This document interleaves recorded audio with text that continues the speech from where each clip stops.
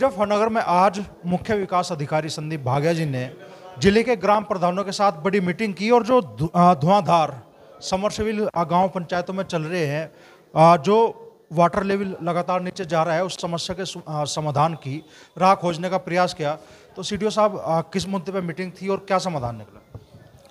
मुद्दा जो सबसे गंभीर मुद्दा मैं मानता हूँ, उसी पे मीटिंग थी, वाटर कंजर्वेशन की। बारिश कुछ महीनों में आ जाएगी, हर साल की तरह बारिश आके चली भी जाएगी। इस साल हम लोग क्या ऐसा कर लें कि बारिश के पानी को हम लोग संचित कर सकें। हर साल हम लोग कैच द रेन चलाते हैं, ये भारत सरकार की इतनी शानदार नाम है इसका, बारिश को पकड़ लो, कैच द रेन।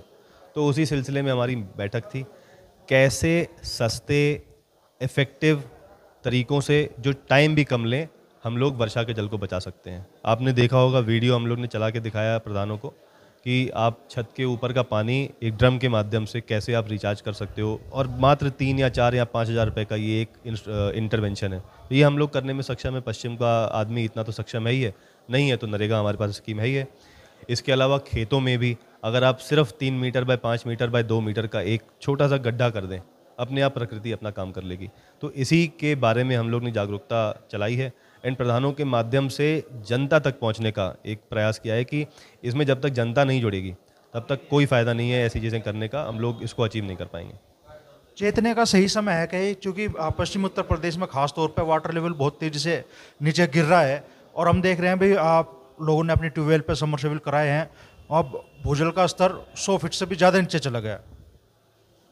देखिए, ये 100 फीट से ज़्यादा नीचे जा रहा है और समस्या की बात यह है कि जिस स्पीड में वो नीचे जा रहा है वो स्पीड बढ़ती चली जा रही है। कारण सिंपल है, हम घरों में अपनी पॉपुलेशन भी बढ़ रही है, पॉपुलेशन प्रेशर तो है ही है। घरों में जितना पानी हमें चाहिए होता है उसका हम लोग 10-20 गुना पानी इस्तेमाल कर लेते हैं। एक उदाहरण मैं आपको दूंगा, आप देखिए, गाय नहलाने में पहले लोग बाल्टी का इस्तेमाल करते थे और मग्गे से उसको निकाल के उसको नहला देते थे, लेकिन अब क्योंकि सबमर्सिबल ईजी हो गया है, बिजली सस्ती हो गई है, तो लोग सबमर्सिबल चला के 30-30 मिनट तक एक गाय एक भैंस को धो रहे हैं। ये क्या है? वाटर वेस्टेज है। इससे हमारा ज़मीन का पानी खिंचता चला जा रहा है।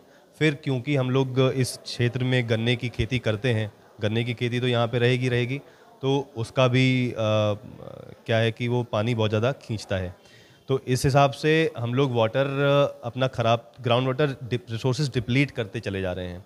हमने एक जगह पे पढ़ा है कि बुढ़ाना अपना जो क्षेत्र है उसमें आप देखेंगे आने वाले कुछ दशकों में पानी ख़त्म हो जाएगा। बुढ़ाना के कुछ ऐसे गांव हैं जहाँ पे पानी ख़त्म हो जाएगा एंड नेचुरली ग्राउंड वाटर जो रिचार्ज होता है वो हज़ारों साल ले लेता है। हज़ारों साल तो हमारे जीवन है नहीं। तो हमें क्या करना चाहिए? हमें आर्टिफिशियल तरीके से इस रेन वाटर को रिचार्ज करना पड़ेगा, यही एक समाधान है। तो उसी के संबंध में मीटिंग ली गई थी एंड मुझे विश्वास है कि इसको हम लोग आगे बढ़ाएंगे। ये समझने की बहुत ज़्यादा ज़रूरत है, कुछ प्रधानों को नहीं, 400-500 प्रधानों को नहीं, 10 ऑफिसर्स को नहीं, ये समझने की आवश्यकता है हमारी 30 लाख जनता को। जब तक वो एक बार समझ गई तो फिर तो जीवन शैली में छोटे मोटे परिवर्तन से ही हम सारा ग्राउंड रिचार्ज कर सकते हैं।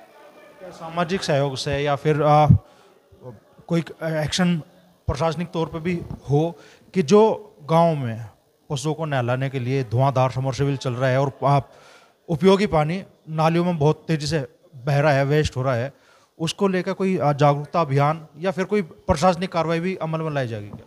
प्रशासनिक कार्रवाई से बहुत ज़्यादा इम्पॉर्टेंट है इसमें जागरूकता।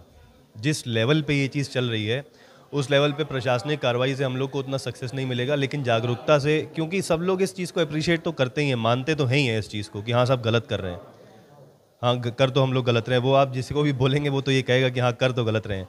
तो जब इस चीज़ को मानते हैं मतलब कि वो एक ऐसे लेवल पे कि आपने उसको थोड़ा सा पुश किया कि वो उसमें परिवर्तन आ जाएगा। तो उसी की आज ये पहला प्रयास था। प्रधानों को भी हमने यही मैसेज दिया है कि आप खुद इसमें करने मत जाइए। ये कोई एक कंस्ट्रक्शन का काम नहीं है कि हमें एक कमरा बनाना है, हमने अपने सचिव को फ़ोन किया, सचिव को लेटर लिखा और उसने प्रधान जी के साथ मिलकर कमरा बना दिया, वैसा नहीं है। प्रधान का मेन काम यहाँ पर यही आ रहा है कि वो मात्र 10% जनता के साथ बैठक करता रहे, बार बार बैठक करके उनको परिवर्तित करने की कोशिश करें। एक बार ये 10% का हमने आंकड़ा क्रॉस कर लिया, बाकी 90% देखा देखी सीख जाएगा। तो मुजफ्फरनगर की बड़ी समस्या है गिरता भूजल स्तर, और उस पर आज सीडीओ साहब ने ग्राम प्रधानों के साथ बैठ के समस्या का समाधान निकालने की कोशिश की। अब देखना होगा कि ये कोशिश कितनी कारगर साबित होगी।